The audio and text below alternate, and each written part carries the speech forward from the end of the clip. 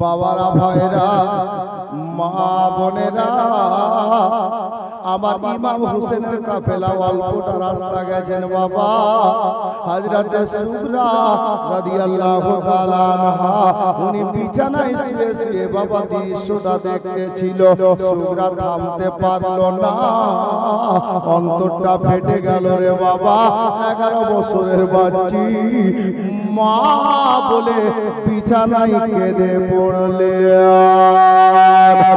মা শব্দ বেরিয়েছে হযরতে সুগরা খাতুনের মুখ থেকে মা বলে কান্না করে উঠলেন রে বাবা ওই যে কাফেলাটা চলে যাচ্ছে হুসাইন পাকের ওই কাফেলার সঙ্গে বাবা হযরতে সুগরা খাতুনের আম্মা জানো শামিল আছে আমার হুসাইন সবার আগে আছে পিছন পিছন আব্বাস আলামবারদার আছে হযরতে জাইনাব আছে হযরতে উম্মে রবাব আছে হযরতে ইমামে মুসলিম আছে হে বিরাদার হযরতে আপনার আউন মুহাম্মদ আছে হযরতে ইমামে কাসিম আছে জাইনুল আবেদিন আছেন হযরতে ইমাম আলী আকবর আছেন আর অনেকে আছেন রে বাবা সাথে সাথে আমার সুগরা খাতুনের মাই হযরতে শাহরবানু রাদিয়াল্লাহু তাআলা আনহা উনিও নিজের কচি বাচ্চাকে কোলে করে হাঁটতেছে সবার চোখে পানি আছে আর যেমনই সুগরা খাতুন মা বলে কেঁদে উঠেছে গো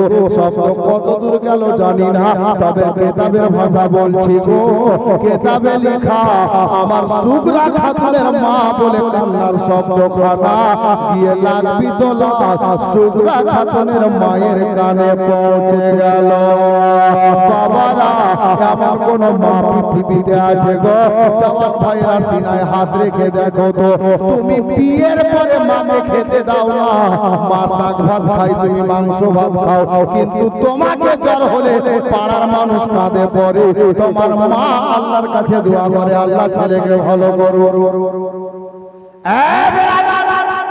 যে বাবা আপনার শরীরের ঘামকে পায়ে ফেলে দিয়ে রক্তকে মাটি করে আপনার জন্য কত পরিশ্রম করে লিখিয়ে পড়িয়ে মানুষ করেছেন এখন চাকরি হয়ে গেল দাঁড়িয়াপুর ছেড়ে মাস্টার পাড়া মানে বাপ ছাড়া পাড়ায় থাকছেন নাকি সবাই না কিছু লোক এই ধরনের আছে রে বাবা ওই মাস্টার পাড়ার রকম জায়গাতে কি হয় জানেন গোটা ফ্লাইট নিয়েছে বুড়ি মাটা আছে আপনার দিয়াড়ে টাটির বাড়ি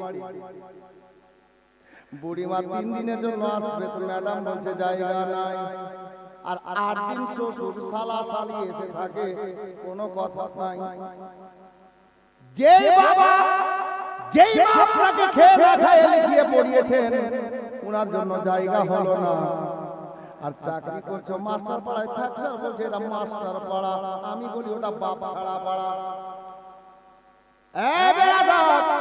অনেক মাস্টার আছে মা বাবাকে ছাড়া খাওয়ার খাই না অনেক ভালো লোক আছে মাস্টার হলে কি হবে বেরাদার তবে বাবারা ভাইরা বোঝাতে গিয়ে কথাটা বেরিয়ে গেল শুনেন আমার সুগরা খাতুনের মা যেমনই বাবা মা কান্না শব্দখানা সুগরার আম্মার কানে এসেছে হযরতে শাহরবানু উনি বাবা আর আগে বাড়তে পারছেন না কাফেলার আগে আছে ড্রাইভার মানে ইমাম হুসাইন সরদার আগে আছে শাহরবানু পিছন থেকে স্বামীকে ডাকে দিতে পারছেন না কারণ বেয়াদবি হয়ে যেতে পারে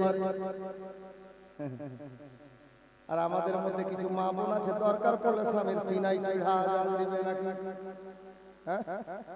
আছে কিছু খালা সতর্ক হন শিক্ষা নেন হযরতে শাহরবানু পিছন থেকে স্বামীকে ডাক দিচ্ছেন না যদি বেয়াদবি হয়ে যায় দুনিয়া বরবাদ আখিরাত বরবাদ কারণ স্বামীর সঙ্গে যে স্ত্রী বেয়াদবি করে আমার নবী ওকে ভালোবাসে না আল্লাহর প্রতি রাজি হবে না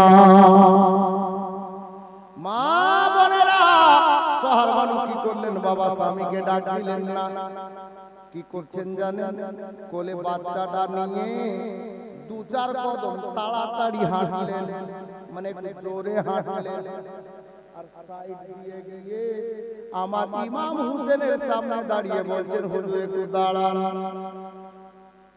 আদব হুজুর একটু দাঁড়ান আমার হুসাইন বলছেন, হারে আলী আসগারের মা, এ সবে মাত্র মিনিট হলো বাড়ি থেকে রাস্তা ছাড়লাম, আর 4 থেকে 4.5 কিলোমিটার রাস্তা যেতে হবে পায়ে হেঁটে।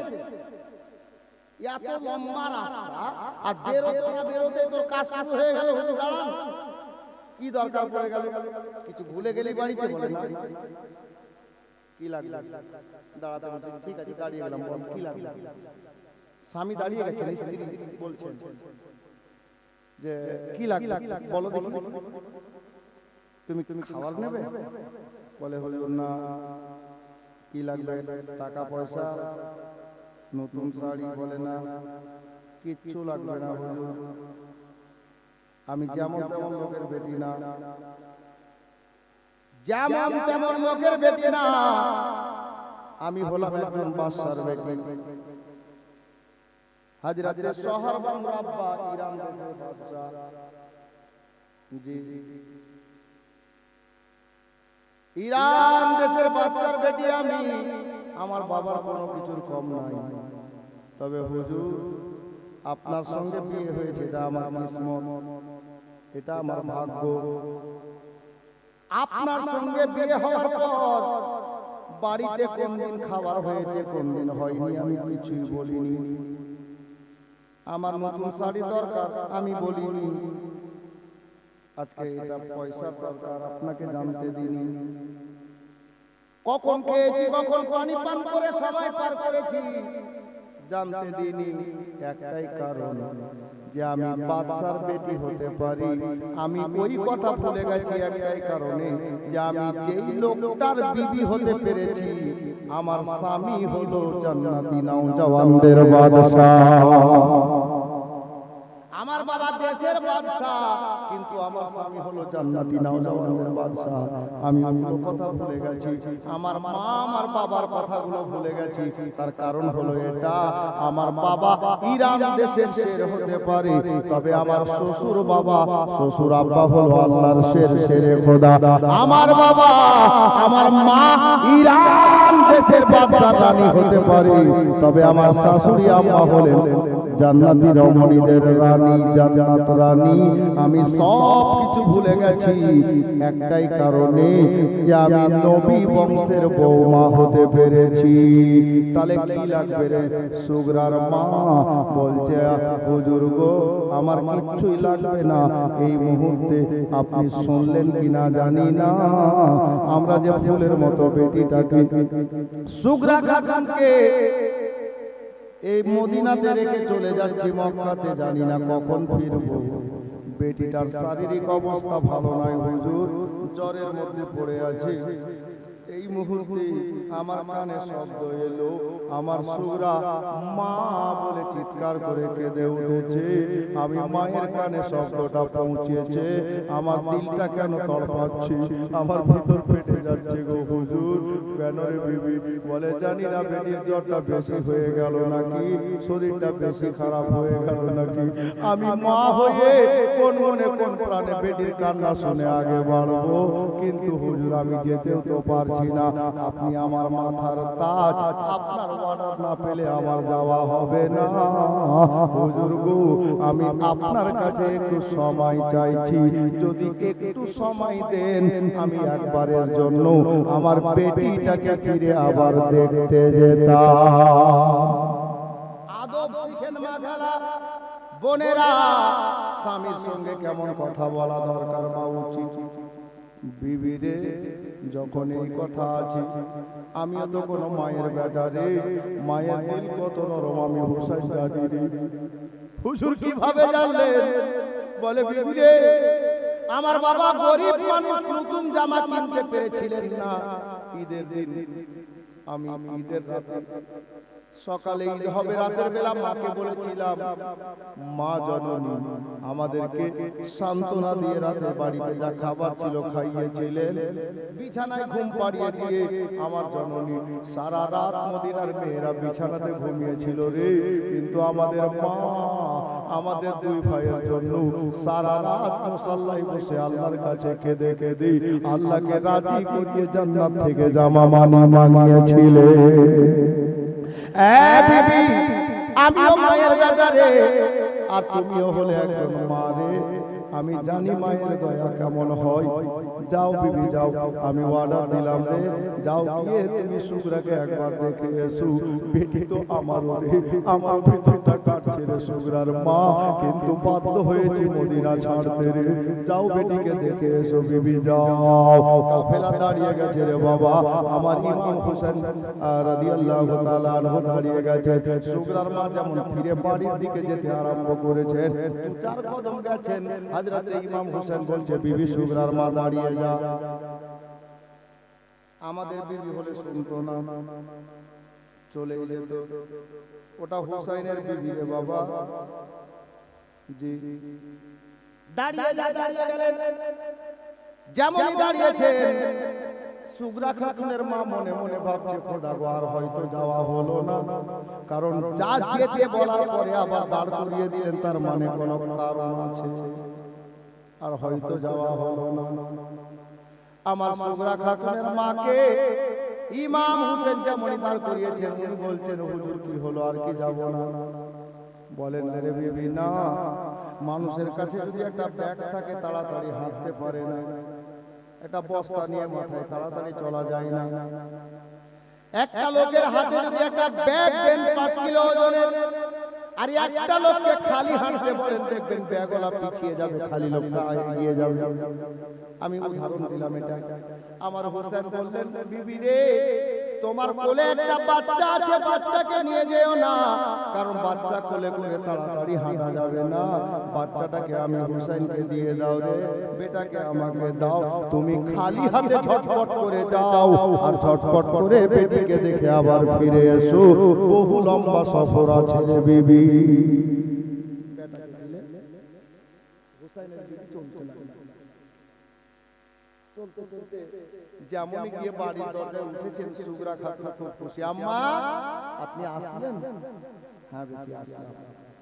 আচ্ছা মাকে যারা ভালোবাসে ভাই একটু শোনো ভাই, মায়ের পাওয়া, মায়ের মর্যাদা। সুগরা খাতুনের মা গেলেন, সুগরার শরীরে অনেক জ্বর ছিল, থরথর করে কাঁপছিলেন, উঠে বসতে পারছিলেন না, এত জ্বর। হযরতে সুগরা খাতুনের মা গেলেন, বেটির কাছে বসলেন, আর যেমনই বেটির চেহারাতে হাত ফিরিয়েছেন, মা তুমি কেন কাঁদছিলে? মায়ের হাতের স্পর্শ হওয়াতে কিতাব লেখক বলছেন সুগরা খাতুনের শরীরে যতটা জ্বর ছিল অর্ধেকটা জ্বর ভালো হয়ে গেল। জোরে বলুন সুবহানাল্লাহ। মায়ের হাতের মর্যাদা দেখুন, পাওয়ার দেখুন, আল্লাহ এত পাওয়ার দিয়েছে মায়ের হাতের মধ্যে। মাও আবার ওরকম হওয়া লাগবে। আমাদের মাগুলো যদি বলে যে আমি বেটাকে রোজ ছুঁচি, জ্বর হয় না, ভালো হয় না কেন? কারণ আছে। সুগরার মায়ের হাতে পাওয়ার এই জন্য বেশি যে সুগরার মায়ের চেহারা কোনো পরপুরুষ দেখেন, আর আমাদের মায়ের হাত চেহারা কালিয়া চোখের কোনো লোক বাদ মাঝে দেখেন। হ্যাঁ স্বাভাবিক, উনারা পর্দা ছাড়েনি আর এরা পর্দা করেনি, যার জন্য এদের হাতে ওই বরকতটা নেই। বরকত তো আছে কিন্তু ওই বরকতটা নেই। আমি গাল দিচ্ছি না, বুঝাচ্ছি, শুনেন, খেয়াল করে। তখনও মা ছিল, এখনো মা। জি পার্থক্য এটাই যে উনারা পর্দার বাইরে যাননি, আর আমাদের পুরো পর্দা করতে শিখে, শুনছে কিন্তু শিখছে না, করছে না। বাবা যাই হোক, হযরতে গিরামি বলছিলাম, সুগরার মা সুগরার শরীরে হাত দিলেন, অর্ধেক জ্বর ভালো। হযরতে সুগরা খাতুন বলছেন, আম্মা তুমি চলে এলে গো? হ্যাঁ বেটি আমি আসলাম। আম্মা যখন আসলেন তো আর জেল নাম থেকে যাবে, ওনারা যান। আমার সুগরার মা বলছেন, বেটি রে, এ বেটি সুগরা শোন রে, আমি তোর আব্বাসের খোদার লালকে হযরতে হুসাইনে পাক রাদিয়াল্লাহু তাআলা আনহুকে রাস্তায় দাঁড় করিয়ে একটু সময় নিয়ে এসেছি। বেটি আমার থাকা যাবে না, আমাকে আবার যেতে হবে। যদি তোমার আব্বা নারাজ হয়ে যায় রে, আমার ইহ জগৎ পর জগৎ বেকার হয়ে যাবে রে বেটি। তোমার আব্বা নারাজ হয়ে গেলে, দুঃখ পেয়ে গেলে, মা ফাতেমার বেটাকে দুঃখ দেওয়া যাবে না, নবীর নাতির মনে দুঃখ দেওয়া যাবে না। না। মা আপনি আসলেন তো যাবেন যখন আমাকে নিয়ে চলেন। মা বলে কেন রে বেটি? বলে আম্মা গো দেখেন না আমার শরীরের জ্বরটা কমে গেছে। আর সত্যিকারের জ্বরটা কমে গেছে বাবা, কিন্তু বলেন তো হঠাৎ করে যদি আপনার জ্বরটা ছেড়ে দেয়, 8 দিন থেকে জ্বর হচ্ছে, বলেন তো মুখটা খারাপ হয়ে খাবার খেতে পারছিলেন না 8 দিন থেকে, ওই শক্তিটাকে থাকবে বাবা? 8 দিন পূর্বে যে শক্তিটা ছিল থাকবে না বাবা। শরীরটা দুর্বল হয়ে থাকবে, শরীরটা কমজোর হয়ে থাকবে।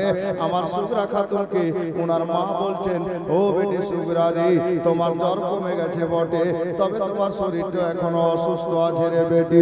বলে না মা আমাকে নিয়ে চলেন, আমি এই মদিনাতে কার কাছে থাকবো, কারে মা বলে ডাকবো, আমাকে এক পেয়ালা পানিকে পান করাবে গো, আপনি সঙ্গে নিয়ে চলেন। মা মায়ের মন মানল না রে বাবা।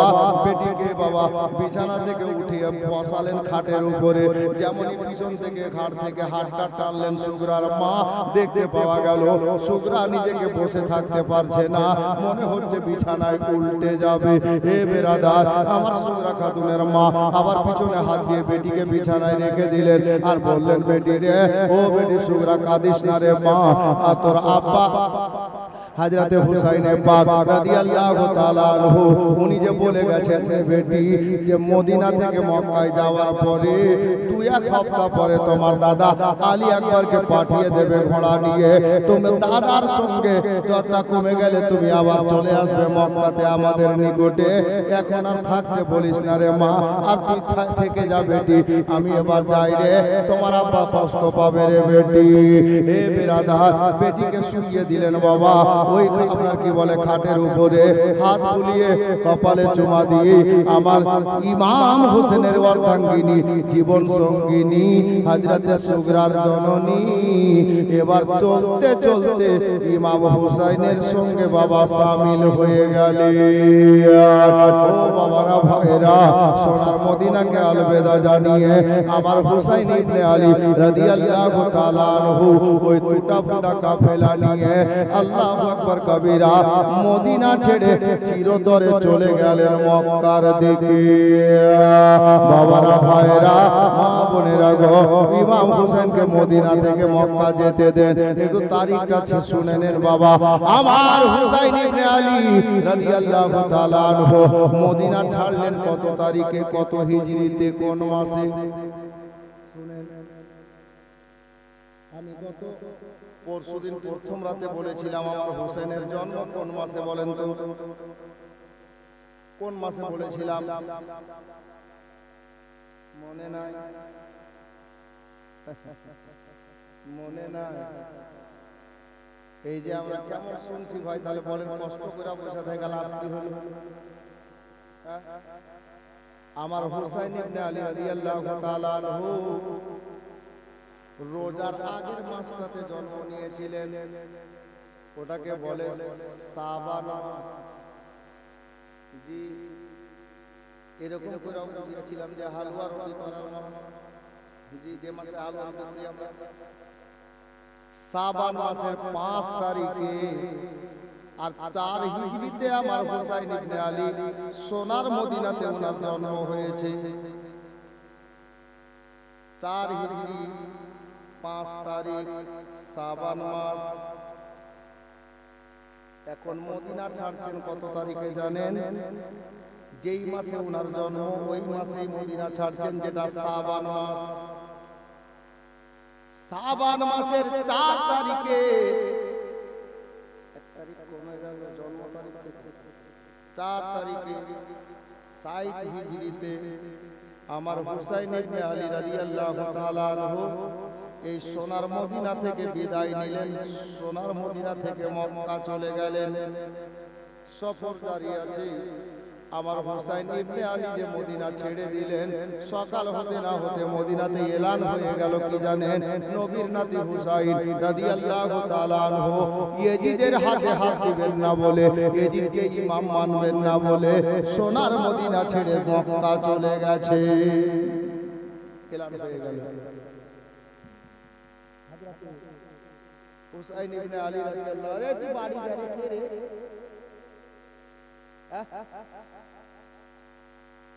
সুখাতে মাছ মারতে চেয়েছে, বুঝলেন?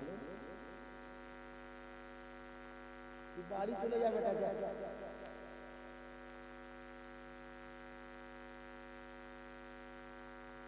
হযরত হুসাইন ইবনে আলী রাদিয়াল্লাহু তাআলা এই 4-4.5 কিলোমিটার পথ অতিক্রম করে মক্কাতে পৌঁছালেন। একটু আগে শুনলেন এখানে একটা সুন্দর পয়েন্ট, সেটা কি জানেন?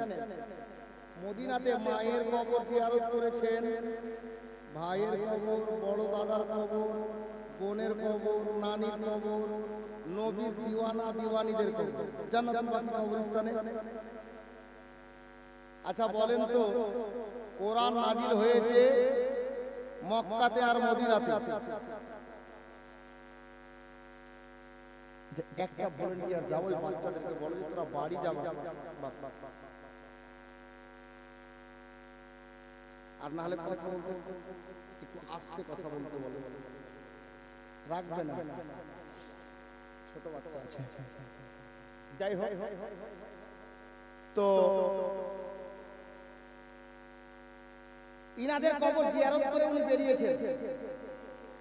তাহলে যাদের বাড়িতে কোরআন নাজিল হয়েছে, যাদের বাড়িতে জিবরিল এসেছেন, যাদের বাড়িতে শরীয়তের মশলা তৈরি হয়েছে, কোনটা হালাল কোনটা হারাম তৈরি হয়েছে, কবর জিয়ারত করা যদি নিষিদ্ধ হতো, শিরক হতো, বিদআত হতো, গুনাহ হতো, তো নবীর নাতি হুসাইন খালি নবীর জিয়ারত কবর জিয়ারত করে মায়ের কবর জিয়ারত করলেন, সাহাবীদের কবর জিয়ারত করলেন, নানীদের কবর জিয়ারত করলেন, ভাইয়ের কবর, বোনের কবর, নানীর কবর সব জিয়ারত করলেন।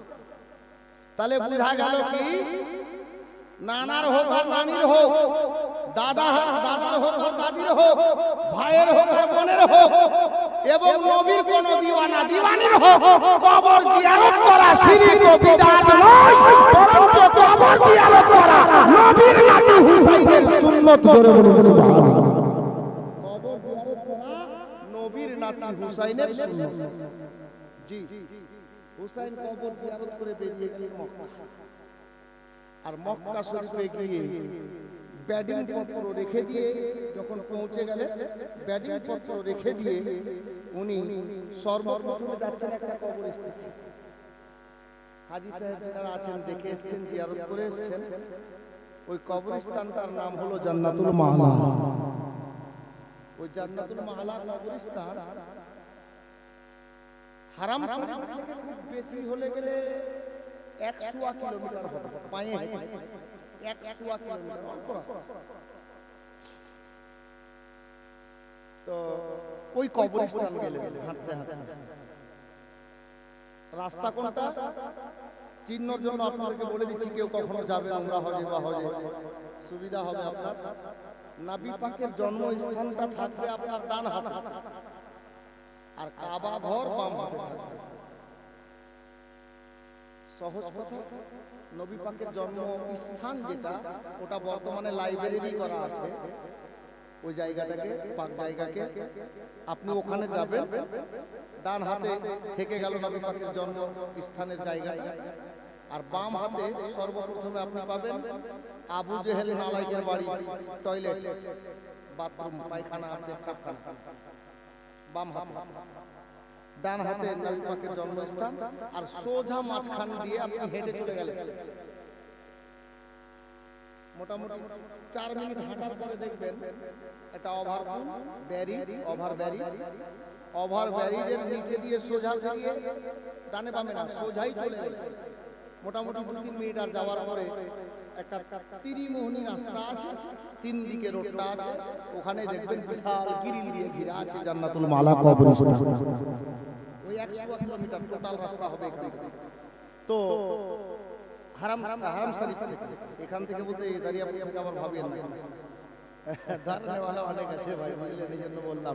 তো যাই হোক, তো বলছিলাম যে ওই কবরস্থানে গেলেন, কেন গেলেন?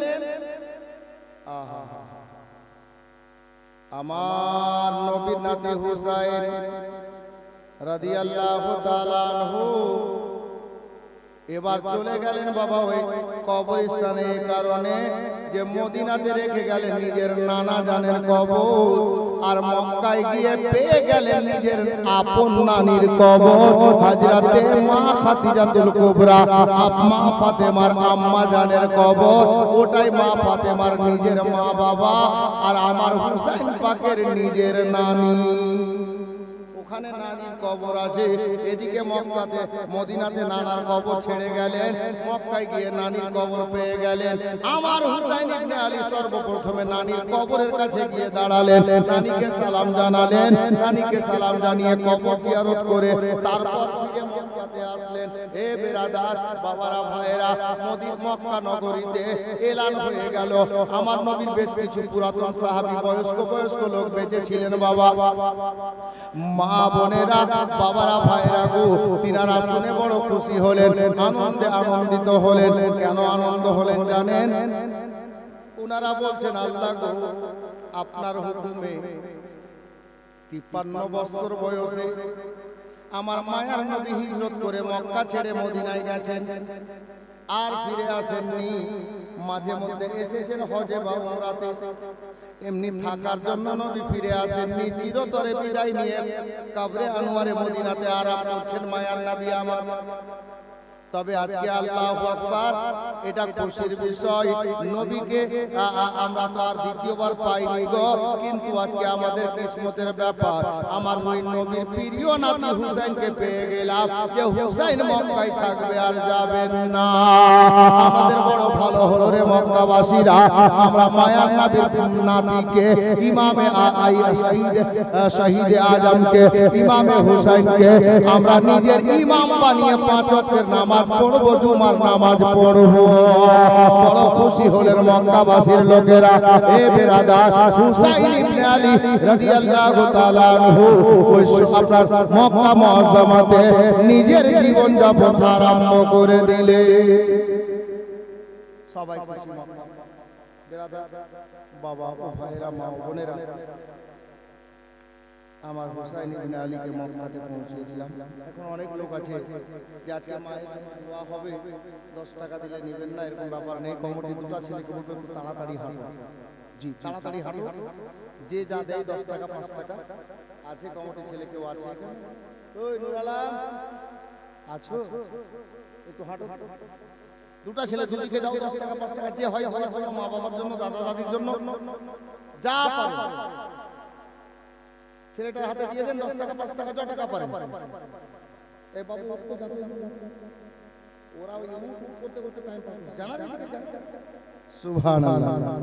আজকে তো মানকাবাত পড়া হয়, দুটো ছন্দ আমি মানকাবাতের পড়ব ইনশাআল্লাহ, তারপর সালাতু সালাম পড়ব ইনশাআল্লাহ। যান মা ছেলেরা গেল, আপনারা যে যা পারেন 5 টাকা 10 টাকা তাড়াতাড়ি দেন, দোয়া হবে ইনশাআল্লাহ।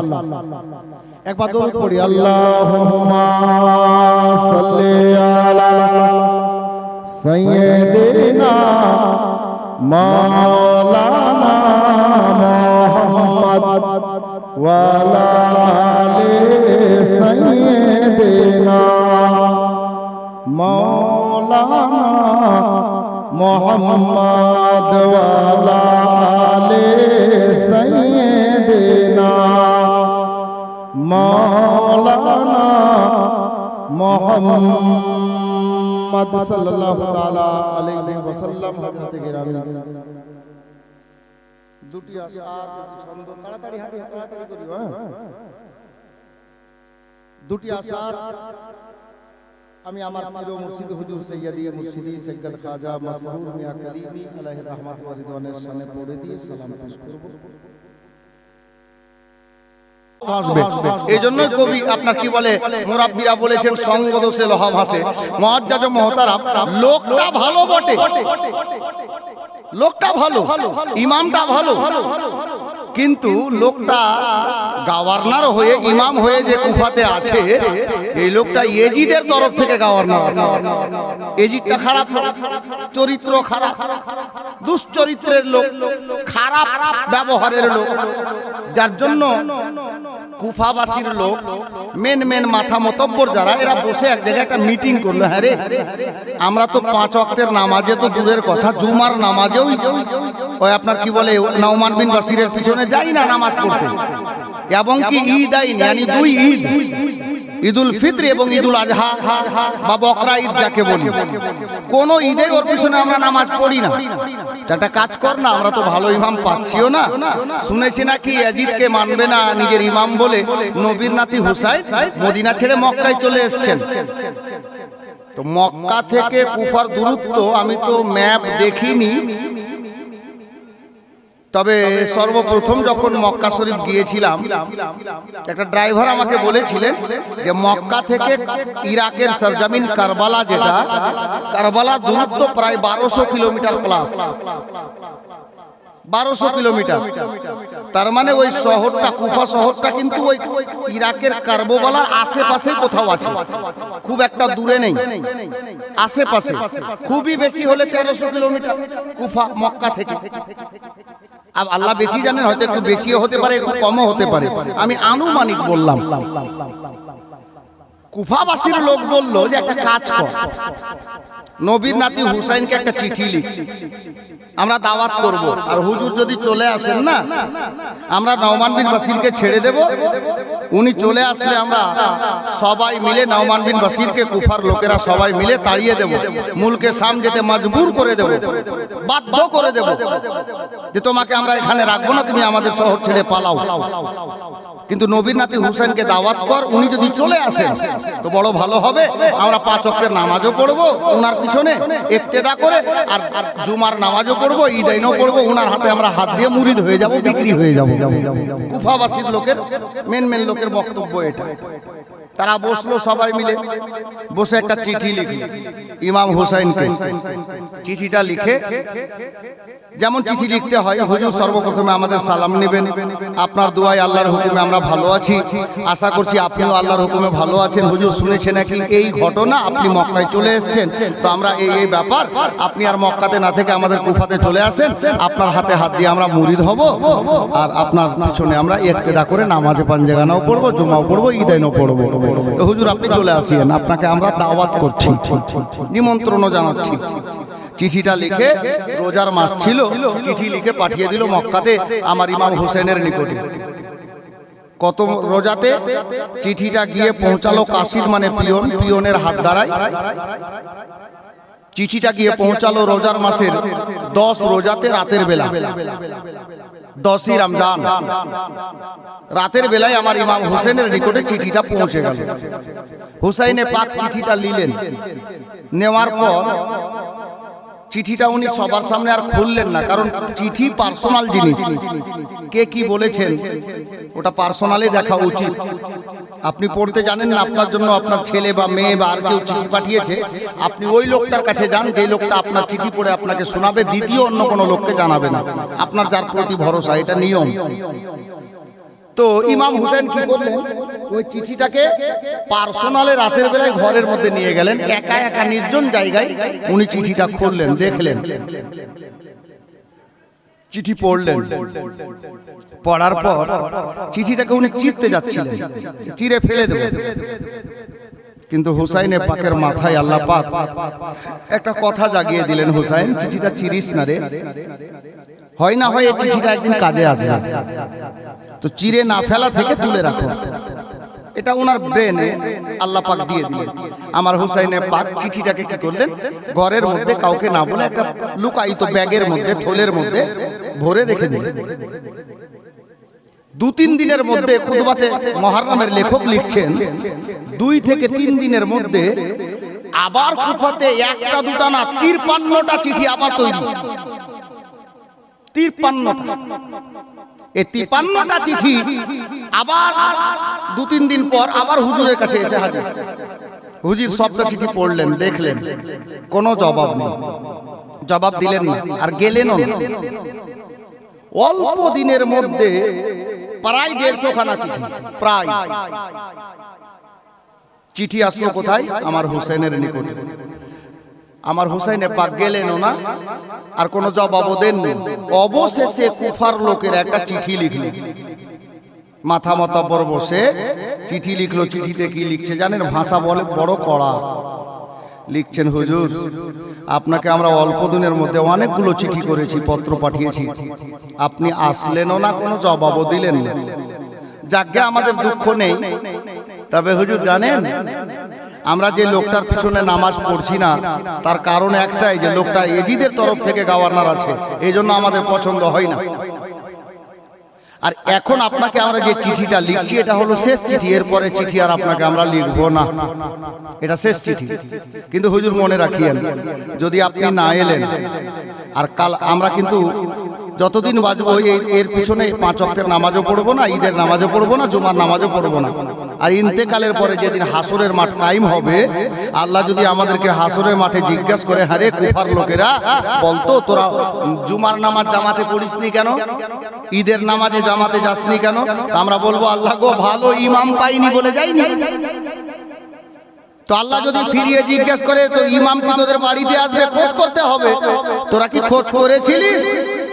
আমরা বলবো, আল্লাহর সামনে দাঁড়িয়ে, নবীর সামনে দাঁড়িয়ে হাসরের মাঠে, আল্লাহ আমরা সব থেকে ভালো ইমাম খোঁজ করেছিলাম, দাওয়াতও করেছিলাম, আসেননি। আপনার নবীর নাতি হুসাইনকে দাওয়াত করেছি 150 খানা চিঠি লিখে, উনি আসেননি বলে আমরা ভালো ইমাম পাইনি, আর আমরা অন্য কারোর পিছনে ইক্তেদা করিনি। আল্লাহ যদি জিজ্ঞাসা করে, এই রকম করে আমরা হাসরের মাঠে বলে দেবো।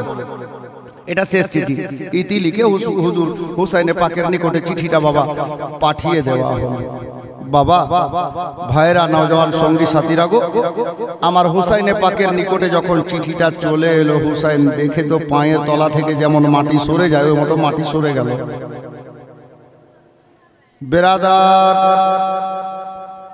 বাবারা, ভাইরা, মা বোনেরা,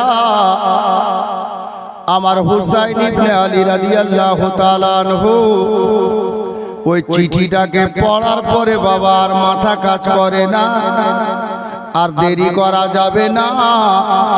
হযরতে আলী আকবরকে ডাক দিচ্ছেন, বেটা জাইনালকে ডাক দিচ্ছেন, হে বেটা কাসিম শোন রে, আব্বাস শোনো রে ভাই, আর দেরি করা যাবে না, একটু তাড়াতাড়ি করো রে, অনেক দেরি হয়ে গেছে, তাড়াতাড়ি করে ব্যাটিং পত্র গুছিয়ে নাও রে বেটা, আর মক্কা শহরে থাকা চলবে না।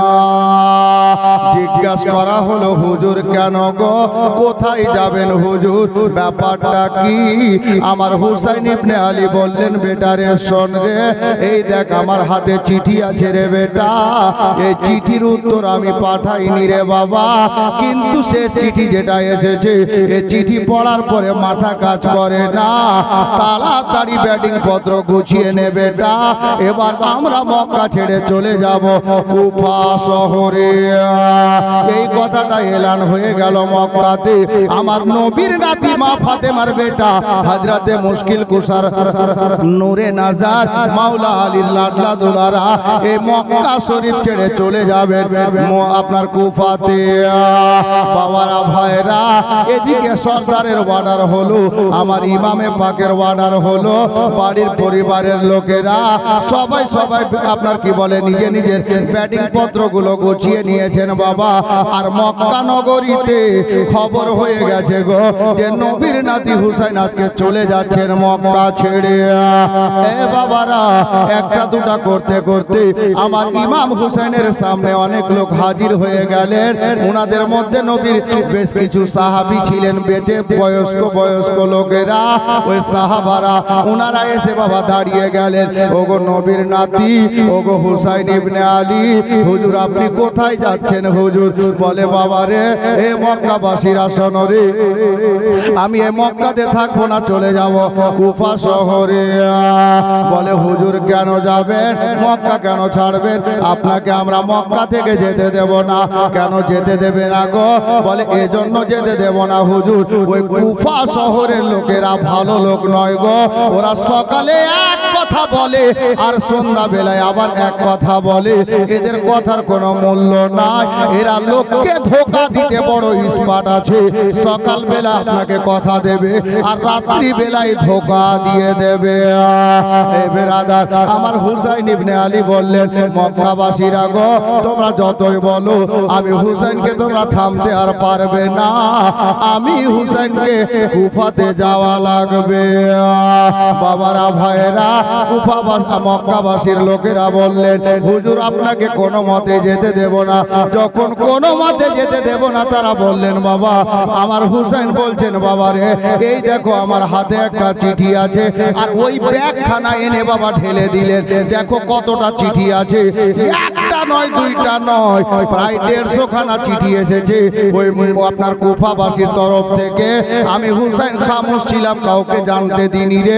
কিন্তু দেখো হাতে যেটা শেষ চিঠি আছে, এই চিঠিতে যে ভাষাটা লেখা আছে, সত্যিকারে যদি ওই কুফাবাসীর লোকদেরকে হাসরের ময়দানে আমার আল্লাহ জিজ্ঞাসা করে ফেলেন, আর যদি এরা সত্যিকারে এই মতো কথা বলে দেয়, আমি হুসাইন হাসরের ময়দানে আমার আল্লাহর সামনে দাঁড়িয়ে, নবীর নিকটে দাঁড়িয়ে নিজের মাথা উঁচু করে দাঁড়াতে পারবো না, মুখ দেখাতে পারবো না যে নবীর নাতি হুসাইন ভয়ে যায়নি।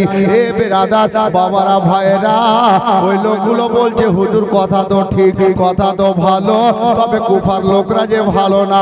আমার হুসাইন বলছেন, আমি জানি রে। এরা বলল, হুজুর এরা এত বড় ধোঁকাবাজ, আপনি কি ভুলে গেছেন হুজুর, আপনার আব্বাসের খোদা মুশকিল কুশা রাদিয়াল্লাহু তাআলা আনহুকে ওই কুফার জামে মসজিদে ধোঁকা দিয়ে তলোয়ার চালিয়ে, ভুজালি চালিয়ে মেরেছিল, জখমি করেছিল। আর ওই জখমে আপনার আব্বাসের খোদা কি বলে শাহাদাত বরণ করেছিলেন, দুনিয়া থেকে পর্দা করেছিলেন। আমার হুসাইন বললেন, আমি কিছু ভুলিনি রে, সবই মনে আছে রে বাবা, কিন্তু আমাকে যে যাওয়া লাগবে কুফা। আপনার মক্কার লোকেরা বললেন, ওগো হুজুর, ইমামে পাক একটা কথা, একটা কাজ করলে ভালো হয়। কি কাজ করলে ভালো হয় রে?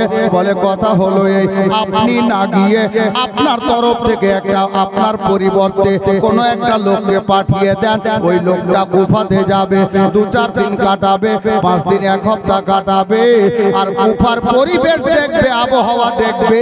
আর ওই লোকটা গিয়ে কুফাতে যদি আবহাওয়া ভালো লাগে, লোকদের চরিত্র ভালো লাগে, আর ওই লোকটা কুফা থেকে যখন আপনাকে চিঠি করে দেবে, চিঠি পাওয়ার পরে আপনি চলে যাবেন, কেউ আমরা বাধা দেব না।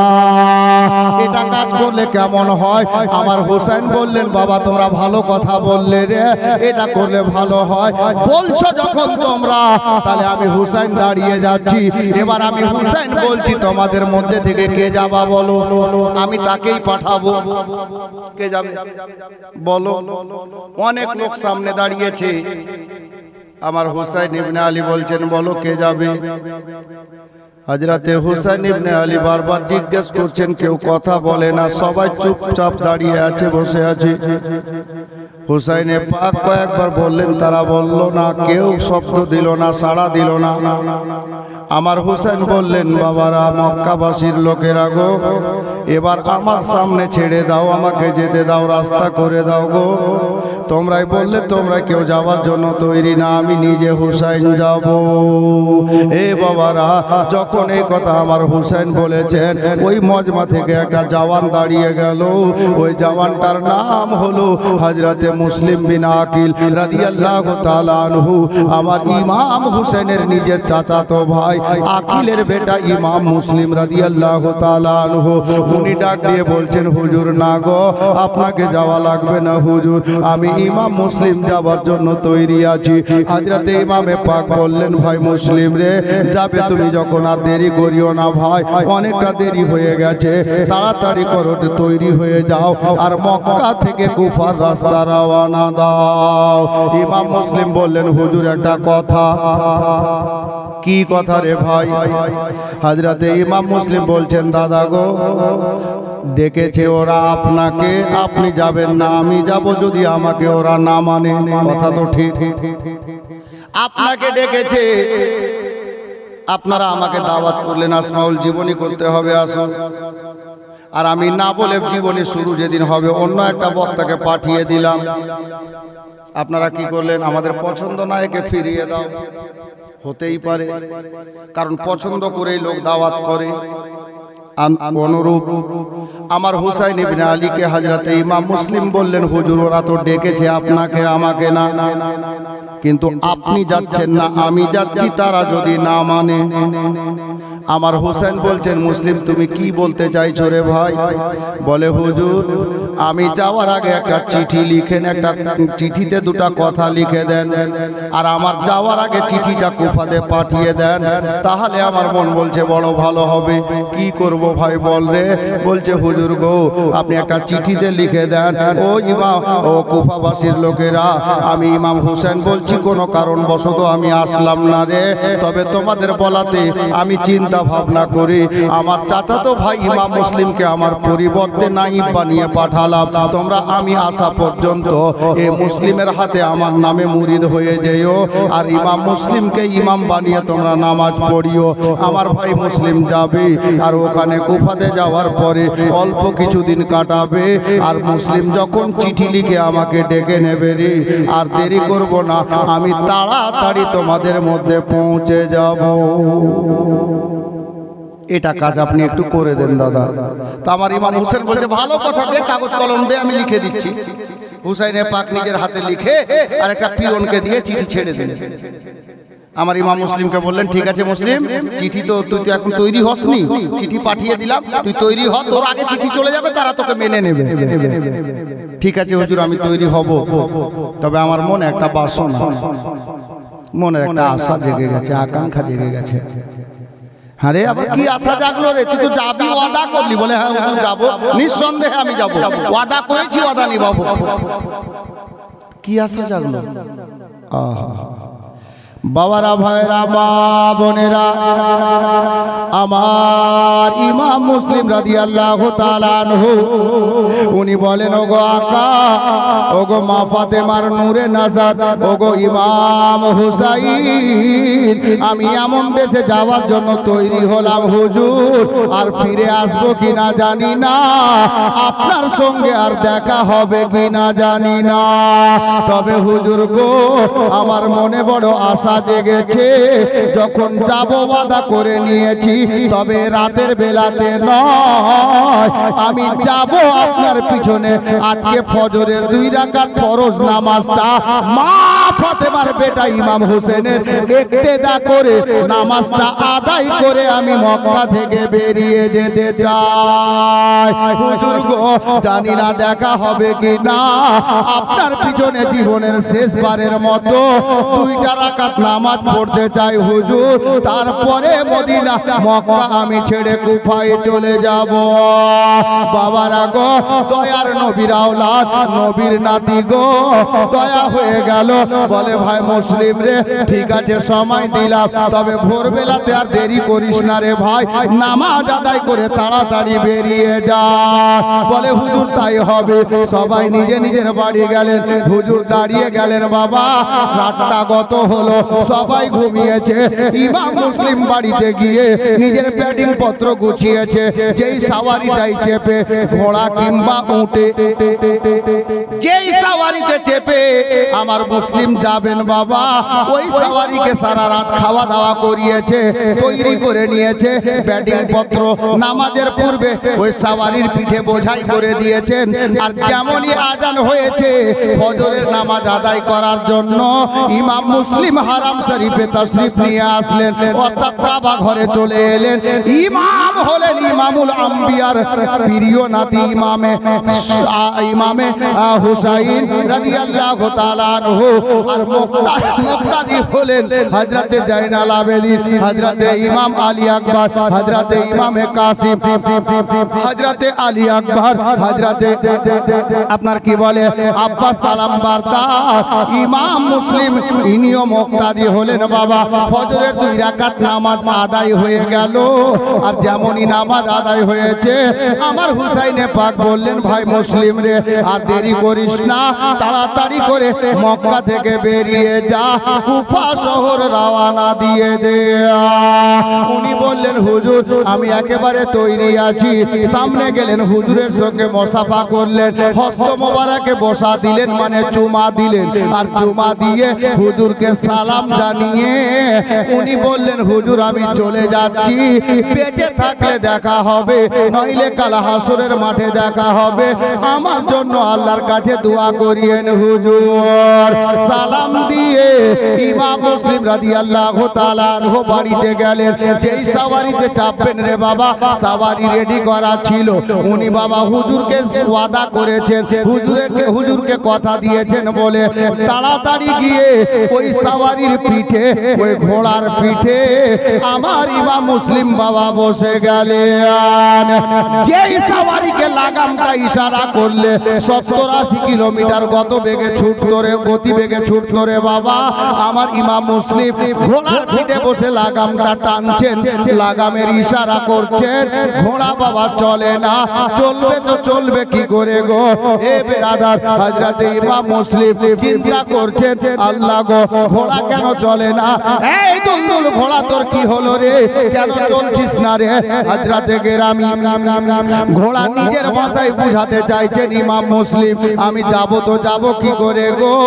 একটু আমার পায়ের দিকে, নিচের দিকে তাকিয়ে দেখেন। কি দেখতে বলছে ঘোড়া নিজের ভাষাতে জানেন, আল্লাহু আকবার কবিরা। ঘোড়া বলছে ও গো ইমামে মুসলিম, আমার পিঠের উপরে বসে জান্নাতের একটা ফুল বলছে ঘোড়া তুই চল রে, আর আমার পায়ের কাছে দাঁড়িয়ে জান্নাতের দুটা ফুল বলছে খবরদার ঘোড়া আমার আব্বা জানকে একা নিয়ে যাস না। এ বেরাদার, ইমাম মুসলিম যেমনই নিচে তাকাবেন দেখতে পাওয়া গেল আব্বার পায়ের কাছে ঘোড়ার পাশে দুটা জান্নাতের ফুল, একটার নাম হলো মোহাম্মদ, একটার নাম হলো ইব্রাহিম রাদিয়াল্লাহু তাআলা আনহুমা। দুইটা কচি কচি ছেলে দাঁড়িয়ে আছে।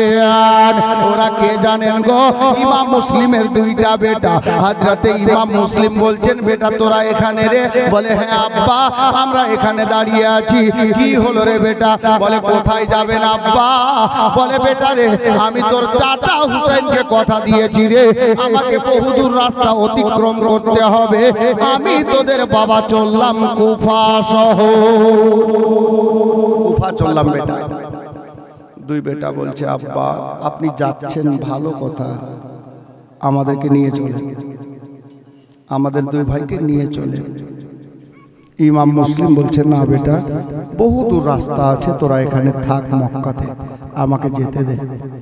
বলে আব্বা না আমাদেরকে নিয়ে চলেন। আমার ইমাম মুসলিম বললেন বেটা না তোরা কচি আছিস, ছোট আছিস। হযরতে ইমাম মুসলিমকে দুই বেটা বলছেন আব্বা কিসের চিন্তা করছেন আব্বা, আমরা আপনার দুইটা ছেলে আপনার সঙ্গে যাব। রাস্তার মধ্যে যদি পিপাসার জন্য আমাদের হুলকুম ফেটে যায়, সিনা ফেটে যায়, আমরা আপনাকে পানির জন্য বিরক্ত করব না। রাস্তার মধ্যে যদি খিদার জ্বালা সইতে না পারি, 2 টাকা কেজি যদি সন্দেশ বিক্রি হয় আমরা খেতে চাইব না, কিন্তু সাথে নিয়ে চলেন আব্বা। বলে বেটা কেন রে? বলে আব্বা গো আপনি তো সবই জানেন আব্বা, এই মক্কাতে আমাদের আর কে আছে? আমরা ছোট্ট ছিলাম, আমাদের আম্মা জান যে আমাদেরকে রেখে কবরে চলে গেছে, আমাদের যে মা দুনিয়াতে নাই গো। ও গো আব্বা জান আমরা কার কাছে মক্কাতে থাকবো? আমার ইমাম মুসলিম বলছেন বেটা রে তোর চাচা হুসাইন রইলেন রে, চাচি আম্মা ফুফু আম্মা যারা আছে রে তাদের কাছে থাক রে বেটা, আমি তোর বাবাকে যেতে দিই। বলে বেটা দুটো চিন্তা করলো, নিজেদের মধ্যে ভাই ভাইয়ের মধ্যে আলোচনা করলো, ভাই রে আমার আব্বাকে এরকম করে বুঝিয়ে বলে হবে না, আব্বা আমাদেরকে সাথে নিয়ে যাবেন না, আমাদের কথা আব্বা রাখবেন না। একটা কাজ কর রে ভাই। কি কাজ করব দাদা? বলে আব্বাকে একটু দাঁড়াতে বল, আমার মন বলছে মক্কাতে একটা লোক আছে রে, আমার আব্বা দুনিয়ার সাথ সমস্ত লোকের কথা ফেলে দিতে পারি, কিন্তু ওই লোকটার কথা ফেলতে পারবেন না। বলে উনি কে রে? বলে চল আমরা যাব। বোঝাপড়া হয়ে গেল দুই ভাইয়ে। হাজরাতে ইমাম মুসলিমকে দুই বেটা বললেন, বাবা গো আপনি নিয়ে যাবেন না, নিয়ে যেন না, কোনো কথা নাই, 2-4 মিনিট দাঁড়ান, আমরা আসছি তারপর যাবেন। ঠিক আছে বেটা, তবে তাড়াতাড়ি করিস। আমি তোর চাচা হুসাইনকে কথা দিয়েছি, ওয়াদা খেলাফি করা যাবে না।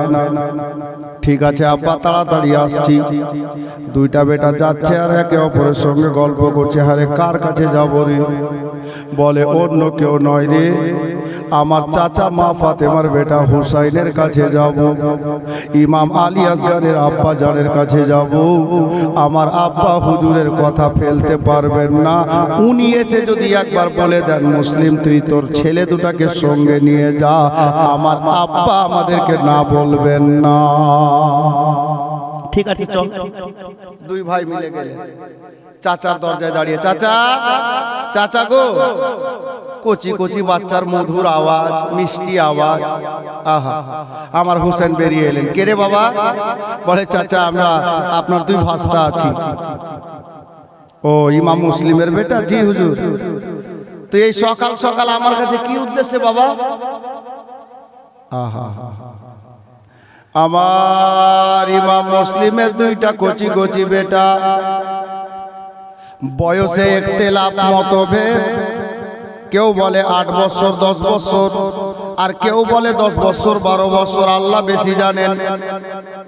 আমার ইমাম মুসলিমের দুইটা বেটা বলছেন, চাচা চাচা গো, আমার আব্বা আপনাকে কথা দিয়েছেন যাবেন কুফাতে। হ্যাঁ বেটা দিয়েছেন। তোরা কি উদ্দেশ্যে বল? বলে চাচা গো, আমাদের আব্বাকে আমরা দুই ভাই মিলে অনেক বুঝালাম, আমাদেরকে সাথে নিয়ে চলেন। আব্বা, আমাদের আব্বা কোনো মতে সাথে নিয়ে গেলেন, যাবেন না, না বলে দিয়েছেন। তো আমার কাছে কি উদ্দেশ্যে রে বাবা? বলে চাচা গো, আপনি একটু গিয়ে যদি বলে দেন, তাহলে আমাদের আব্বা কোনো মতে আপনার কথা ফেলতে পারবেন না, আমরা দুই ভাই আব্বার সঙ্গে যেতে পারবো। আরে বেটা, তোরা আব্বার সঙ্গে যাওয়ার জন্য এত জিদ কেন করছিস? বলে চাচা কি বলবো জানেন গো, আমরা ছোট ছিলাম চাচা, আমাদের মা আমাদের দুই ভাইকে রেখে কবরে চলে গেছে। আর চাচা গো, আমরা ছোটবেলা থেকে আমরা দুই ভাই আমার আব্বার কাছে মায়ের ভালোবাসা পেয়েছি, আব্বারও ভালোবাসা পেয়েছি গো চাচা।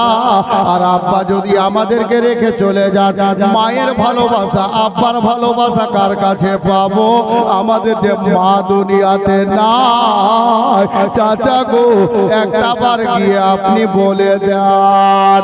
এ বাবারা, নিজের নিজের ছেলে মেয়েকে কে ভালোবাসে না গো? সবাই ভালোবাসে বাবা।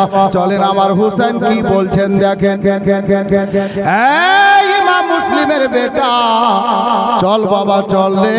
যখন এই কথা আছে, আমি হুসাইন বলে দিচ্ছি তোর বাবাকে, তোর বাবা তোদেরকে সঙ্গে নিয়ে যাবে। বাচ্চা দুটো আমার হুজুরের সঙ্গে গেলেন বাবা। আমার ইমাম মুসলিমের আশেপাশে আমার হুসাইন বেরিয়ে এলেন।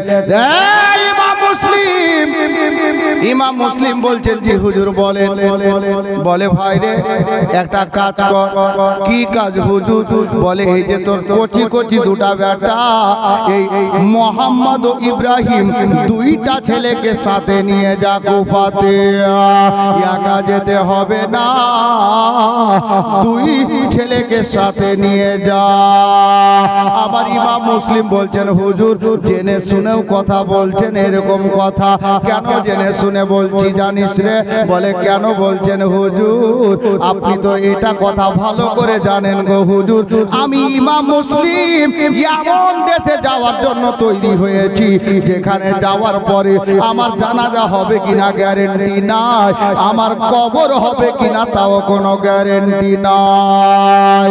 হুজুর গো, আপনি জেনে শুনে যাওয়ার নিয়ে যাওয়ার নির্দেশ দিচ্ছেন, নিয়ে যাওয়ার অর্ডার দিচ্ছেন হুজুর, হুজুর তাহলে আপনি কেন বলছেন হুজুর? আমার হুসাইন বলছেন ভাই মুসলিম রে, আমি যেটা বলছি সেটা কর রে ভাই। আমি তোকে বলছি বাচ্চা দুটোকে সাথে নিয়ে যা, খালি যাস না, একা যাস না রে। বলে হুজুর কারণটা তো বলবেন। বলে ভাই মুসলিম রে, আমি হুসাইন একা কাঁদছি, আমাকে কাঁদতে দে, আমি হুসাইন তোকে কাঁদাতে চাইছি না। বলে হুজুর আমি বুঝতে পারলাম না কেমন কথা, আপনি কাঁদছেন আমাকে কাঁদাতে চাইছেন না, ভাষাটা বুঝতে পারলাম না। আমার হুসাইনের অন্তরটা ফেটে গেল বাবা। হুসাইন বলছেন ভাই মুসলিম রে, আজকে তোর কচি কচি বেটা দুটো যেমন তোর সঙ্গে যাবার জন্য কান্না করছে রে, এ ভাই মুসলিম জানিস রে, যেদিন মক্কা শরীফ আসার জন্য মদিনা ছাড়ছিলাম আমি হুসাইন রে, আমার 11 বছরের ফুলের মতো বেটি সুগরা খাতুন আমার সঙ্গে আসার জন্য কত কান্না করছিল। এ মুসলিম, আমি মদিনা ছেড়ে মক্কাতে আসা 5 মাস হয়ে গেল রে। এই 5 মাসের মধ্যে কাজে কামে সময় বেরিয়ে গেছে, একটা বারের জন্য বেটির খবর নিতে পারিনি রে। জ্বরটা কমলো না বাড়লো, সুস্থ হলো না অসুস্থ আছে। মুসলিম জানিস রে ভাই, যখন আমার বেটির কথাটা আমি হুসাইনের মনে পড়ে যায়, আমি কাউকে না বলে একা একা নির্জন জায়গায় বসে কান্না করি। এই মুসলিম, আমার বেটির কথা যখন মনে পড়ে যায় রে, আমি হুসাইন লুকিয়ে লুকিয়ে কানি রে, আমি চোখের পানি ঝরাই রে। আমি এই জন্য তোমাকে নির্দেশ দিচ্ছি রে মুসলিম, কপালে যেটা আছে হবে, যাও তোমার 2টা বেটাকে সঙ্গে নিয়ে যাও। ইমাম মুসলিম আর না বলতে পারলেন না রে বাবা, 2টা বেটাকে সঙ্গে নিয়ে নিলে, হুজুরকে সালাম করে রাস্তা ছেড়ে দিলেন। ইমাম মুসলিমের কুফা প্রবেশ করার পূর্বে হুসাইনের চিঠি পৌঁছে গেছে। তারা বড় খুশি হয়েছে। হুজুর না আসলে কি হবে? হুজুর তো নিজের তরফ থেকে একটা পরিবর্তে আপনার যাকে আপনার নাইব বলা হয়, নিজেরই চাচাতো ভাই ইমাম মুসলিমকে পাঠাচ্ছেন। আমরা উনাকে হুসাইনের চাচাতো ভাইকে সসম্মানে ওয়েলকাম স্বাগতম দিয়ে আমরা নিজের শহরে আপনার কি বলে শুভ আগমন ঘটাবো, আর ইমাম মুসলিমকে ইমাম বানিয়ে নামাজ পড়বো। ইমাম হুসাইনের নামে মুসলিমের হাতে মুরিদ হয়ে যাব। দেখতে দেখতে আমার ইমাম মুসলিমের ঘোড়া কুফাতে গিয়ে পৌঁছে গেল। রাস্তা অতিক্রম করতে করতে যেমন ইমাম মুসলিম গেলেন, হাইরে হুসাইনের নামে নারা লাগাতে লাগাতে সবাই আমার ইমাম মুসলিমকে কুফা শহরের মধ্যে নিয়ে গেল। নিয়ে যাওয়ার পর মুখতার বিন আবিদ বলে একটা লোক ছিল ওই কুফা শহরে, ওই মুখতার বিন আবিদের বাড়িতে আমার ইমাম মুসলিমের বসার জায়গা করলো। আল্লাহ, ইমাম মুসলিম বসলেন। সালাম কালাম শুরু হলো, 10 জন 20 জন করে লোক আসতে লাগলো। কুফাতে এলান হয়েছে হুসাইন তো আসেননি, হুসাইন চাচাতো ভাইকে পাঠিয়েছেন নাইব বানিয়ে পরিবর্তে। হযরত ইমাম মুসলিমের কাছে আসতে লাগলেন সবাই, আর তওবা করছেন। ইমাম হুসাইনের নামে মুসলিমের হাতে হাত দিয়ে মুরিদ হচ্ছে, আর নামাজে জুমাও শুরু, আর 5 ওয়াক্তের নামাজও শুরু। হুজুরের পিছনে সবাই ইক্তেদা করে নামাজ পড়তে লাগলো ইমাম মুসলিমের পিছনে। কয়েকটা রাইটার কয়েক রকম লিখেছেন। একজন রাইটার বলছেন যে ইমাম মুসলিমের হাতে ইমাম হুসাইনের নামে 1 সপ্তাহের মধ্যে প্রায় 40,000 লোক, কেউ বলছে 22,000 20,000। আর একজন লেখক খুতবাতে মুহররমের লেখক লিখেছেন 12,000। আল্লাহ ভালো জানেন, 1 সপ্তাহের মধ্যে মানে 7 দিনের মধ্যে ইমাম হুসাইনের নামে হযরত ইমাম মুসলিমের হাতে 12,000 লোক মুরিদ হয়ে গেল। আচ্ছা বলেন তো, এখন কি বলা যাবে এই লোকগুলো এখানকার খারাপ আছে?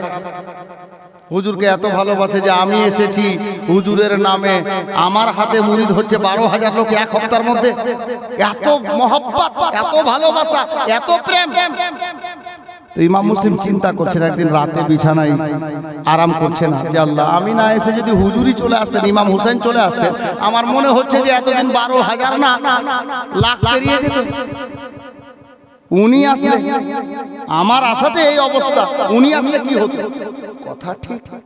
উনি কি করলেন আর চিন্তা ভাবনা করতে করতে ওই বালিশে হিলান দিয়ে একটা কলম আর খাতা নিয়ে একটা চিঠি লিখলেন আমার ইমাম হুসাইনকে। হুজুর, সর্বপ্রথমে আমার সালাম নেবেন, আল্লাহর হুকুমে আপনার দোয়ায় আমি ভালো আছি, আশা করছি আল্লাহর হুকুমে আপনিও ভালো আছেন। হুজুর জানেন কুফার লোক শক্তি পরিবর্তন হয়ে গেছে।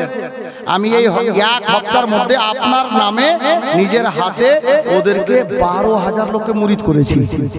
আর সবাই খালি মা ফাতেমার বেটার কথাই বলছে যে হুজুর কখন আসবে। তো হুজুর আমি দেখছি এখানকার পজিশন খুব ভালো, অবস্থা ভালো, এরা আর মনে হচ্ছে না যে ধোঁকাবাজ আছে, খুব ভালো লাগছে। আর চুপি চুপি চিঠিটা লিখে হযরতে মুসলিম বললেন, হুজুর চিঠিটা পাওয়া মাত্র আপনি তাড়াতাড়ি চলে আসেন। আমার মন বলছে আপনি চলে আসলে কেউ বাকি থাকবে না, সবাই আপনার মুরিদ হয়ে যাবে। ইতি ইমাম মুসলিম সই করে আর একটা পিয়নকে দিয়ে চিঠিটা মক্কা ছেড়ে দিল, মক্কায় পাঠিয়ে দিল। কিন্তু বাবা এটা সবাই জানে যেখানে এক বস্তা ধান থাকে গেলে দুটাও পাতান থাকে, যে অনুরূপ আলে নবীর প্রেমিক যেখানে আছে দেখবেন দুই একটা ঘুণ লাগা লোক আছে, মানে দুশ্মনে রাসূল দুশ্মনে আলে রাসূল আছে। দারিয়াপুরে নেই, কে বলেছিল? আছে, খোঁজ করলে পেয়ে যাবেন, দেখবেন। জি, সব গ্রামে আছে, এক একটা ঘুণ লাগা আছে। তো হযরতে ইমাম মুসলিমের চিঠি লিখে দেওয়ার পর কুফাতে কিছু দুশ্মনে হুসাইন ছিল, দুশ্মনে আলে নবী ছিল। নওমান বিন বশির যে গভর্নর হয়ে ইমাম হয়ে শহরটাকে চালাচ্ছে, ওই লোকটার কাছে গিয়ে একজন বলছে, গো নওমান বিন বশির কুফাতে কি হচ্ছে? বলে কি হচ্ছে? ও জানে তবুও জিজ্ঞাসা করছে কি হচ্ছে? বলে দেখতে পাচ্ছেন না আপনি এজিদের তরফ থেকে এখানে গভর্নর আছেন, আর এজিদ হলো আমাদের বাদশা, আর এজিদের খেলাফ এজিদের বিপক্ষে হুসাইনের চাচাতো ভাই ইমাম মুসলিম কুফাতে এসে এজিদের খেলাফ মুরিদ করছে হুসাইনের নামে। এই খবরটা যদি এজিদ জানে তো আপনার কি হবে? আপনি কিছু বলছেন না কেন? নওমান বিন বশির কি করলো জানেন? পরক্ষণে উনি খুতবায় মানে মেম্বারে দাঁড়িয়ে খুতবার মধ্যে বলল, খুতবা মানে বক্তব্য। জি, আমরা জুমাতে যে খুতবা শুনি না, এটা আসলে বক্তব্য, আলোচনা। ওটা আরবি ভাষায় বলে, আমরা অনেকে বুঝি না, খালি জানি যে মৌলানা সাহেব ইমাম সাহেব আরবিতে পড়লেন। তো ওই নওমান বিন বশির খুতবার মধ্যে বলল যে কুফাবাসীর লোক, তোমরা কিন্তু যা করছো বর্তমানে কুফাতে, এটা এজিদের খেলাফ। এজিদ যদি জানতে পারে তোমাদের অসুবিধা হতে পারে। বাস এতটুকু বলে ছেড়ে দিল। কারণ নওমান বিন বশির আলে নবীকে ভালোবাসে, যদিও এজিদের তরফ থেকে গভর্নর আছে, এটাই কিতাব লেখক বলছেন। ছেড়ে দিল। দেখলো যে না, থামছে না। ওই লোকটা কি করলো? একটা চিঠি লিখে এজিদকে পাঠালো যে হুজুর জানেন এরকম এরকম ব্যাপার। এজিদের মটকা গরম হয়ে গেল, কাম খারাপ।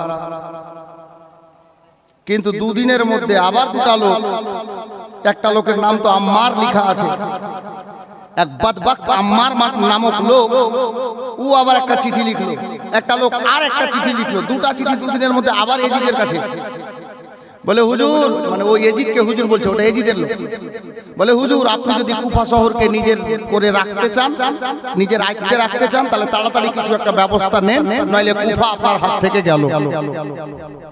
এজিদের মাথা খারাপ, কি করলে কি করা যায়। খাস খাস বন্ধু দোস্তদেরকে এজিদ ডাকলো, ডেকে একটা মিটিং করলো। আরে কি করলে কি করা যায়, মানে বলে এরকম এরকম ব্যাপার। ওই মিটিং এ পাস হলো, বলে একটা লোক আছে, ওই লোকটাকে যদি ওখানকার গভর্নর বানানো যায় তো খুব ভালো হবে। লোকটা কে রে? বলে লোকটার বাড়ি হলো বুসরা শহর, বুসরার গভর্নর যার নাম হলো ওবায়দুল্লাহ ইবনে জিয়াদ। ইয়াজিদ বলল লোকটা কেমন?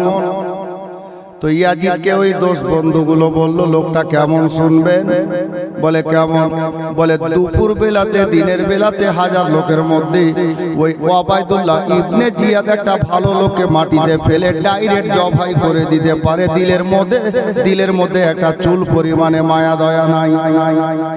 খাতারনাক লোক, গুন্ডা লোক। ইয়াজিদ বলল লোকটা ভালোই হবে, কারণ ওই লোকটাও তো খারাপ। ভালোই হবে, তাহলে ওটাই কর। ইয়াজিদ চিঠি লিখলো, ও গো বুসরা শহরের গভর্নর শোনো, ওবায়দুল্লাহ ইবনে জিয়াদ, আমি বাদশাহ ইয়াজিদ তোমাকে হুকুম দিলাম, বুসরা শহরটাও তোমার থাকলো, তুমি মালিক থাকলা, আর সাথে আবার আরো একটা শহরের তোমাকে মালিক বানিয়ে দিলাম, যেই শহরটার নাম কিতাবে লেখা হলো কুফা শহর। ওই কুফাতে যাও, শুনেছি ইমাম হুসাইনের চাচাতো ভাই এসেছে, নওমান বিন বশিরকে গ্রেফতার করে বন্দি করে দাও, চেয়ার থেকে নামিয়ে দাও, ওই সিংহাসনের মালিক তোমাকে আমি ইয়াজিদ বানিয়ে দিলাম। আর ইমাম মুসলিমকে খোঁজ করো, গ্রেফতার করো, গ্রেফতার করে ওকে আমার দাওয়াত দাও, আমার মুরিদ বানাও, মুরিদ হতে বলো, যদি মুরিদ হয়ে যায় ভালোই ভালো, আর যদি মুরিদ না হয় তাহলে কতল করে দাও। আর শুনেছি ইয়াজিদকে চিঠি লেখা হয়েছিল, ওই যে দুটা লোক চিঠি লিখেছিল তারাও লিখেছিল, বলে ইয়াজিদ শোনো গো, ও গো বাদশাহ শোনো গো, হযরতে গেরামি ইমাম মুসলিম তো এসেছে, আবার ইমাম হুসেনকে চিঠি লিখে পাঠিয়েছে, হুসাইন চলে আসলে আপনার শহরটা আপনার হাত থেকে চলে যাবে, হুসাইন আসার আগে তাড়াতাড়ি করে ব্যবস্থা নাও। ইয়াজিদ লিখেছে বুসরার গভর্নর ওবায়দুল্লাহকে, এই ওবায়দুল্লাহ, শুনেছি হুসাইনকে দাওয়াত করে ডেকে পাঠিয়েছে, আবার চিঠি লিখে ডাকা হয়েছে, তাড়াতাড়ি করিও, চিঠি পাওয়া মাত্র দেরি করিও না, তাড়াতাড়ি কুফাতে যাও, হুসাইনের কুফায় ঢুকার আগে তুমি প্রবেশ করে যাবে, তুমি ঢুকে যাবে, নইলে হুসাইন ঢুকে গেলে কুফা শহর কবজাতে আনা যাবে না, আইতে রাখা যাবে না, তাড়াতাড়ি করে তুমি চলে যেও। আর হুসাইন যদি চলে আসে, হুসাইনকেও আমার দাওয়াত করিও, আমার নামে মুরিদ করার কথা বলিও, যদি মুরিদ হয়ে যায় তো ভালো কথা, নাইলে আমি ইয়াজিদ হুকুম দিলাম হুসাইনের গলাও তুমি কেটে নিও। বাবারা, এই চিঠি এসে পৌঁছে গেল বুসরাতে।